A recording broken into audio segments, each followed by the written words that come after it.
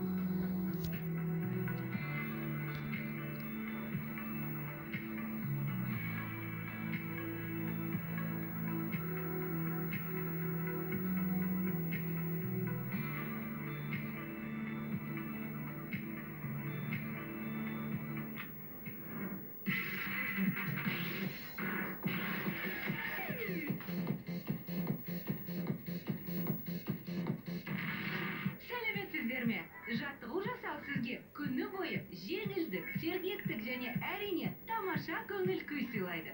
Сонымен қатар, ол ұзақ жылдар бойы денсаулықты сақтап қалудың кепілі. Оянғаннан кейін жаттығу жасауды бірден бастамаңыз. Денеңізге оянуға 10-15 минут уақыт беріңіз. Ал сіз дайын болсаңыз, онда бастайық.